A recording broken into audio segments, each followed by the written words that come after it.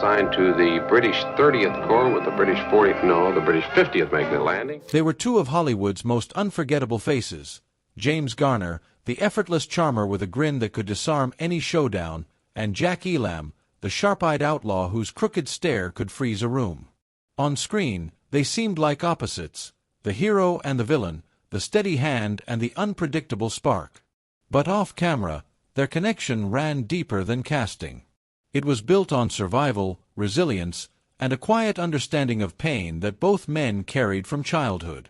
Elam's life changed forever at just 11 years old when a fight at a Boy Scout meeting left him permanently blind in one eye. In a different world, that injury might have limited his future. In Hollywood, it became his calling card. Yet behind that unforgettable look was a sharp mind, an accountant who once worked for major studios before daring to trade spreadsheets for scripts. When he finally stepped in front of the camera in the late 1940s, casting directors saw a ready-made villain. And for years, that's exactly what he played: the outlaw, the gunman, the man destined to lose in the final act. Meanwhile, Garner's early life was marked by hardship of a different kind. Born in Oklahoma, he lost his mother at 5 and endured a painful upbringing under an abusive stepmother. He left home young, served in the Merchant Marine and later the U.S. Army during the Korean War, earning 2 Purple Hearts. By the time he found acting through the stage production of the Caine Mutiny Court-Martial, he had already learned resilience the hard way. Stardom came with Maverick, where Garner redefined the Western hero, not as the fastest gun, but as the smartest man in the room. Their paths truly collided in 1969 with Support Your Local Sheriff. Garner played the cool-headed sheriff, Elam, his twitchy, reluctant deputy. What unfolded wasn't just comedy, it was chemistry. Elam's improvisations, his muttered asides and unpredictable timing, constantly pushed Garner to the edge of laughter. Audiences saw humor. Garner saw brilliance.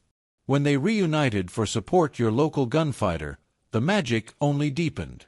But behind the scenes, studio executives reportedly questioned whether Elam fit the image they wanted. Garner didn't hesitate. If Elam wasn't in, he wasn't either. At the height of his fame, Garner leveraged his own contract to protect his friend's place. It wasn't charity, it was conviction. He believed Elam was more than a face or a gimmick. He was a craftsman unfairly boxed in by Hollywood's narrow definitions. Elam would go on to earn long-overdue recognition, including induction into the Hall of Great Western Performers at the National Cowboy and Western Heritage Museum. He retired quietly in the 1990s and passed away in 2003, remembered by fans as both menace and mirth. Garner, who battled depression, heart problems, and even took on Universal Studios in a landmark lawsuit over unpaid royalties, understood the cost of integrity in Hollywood.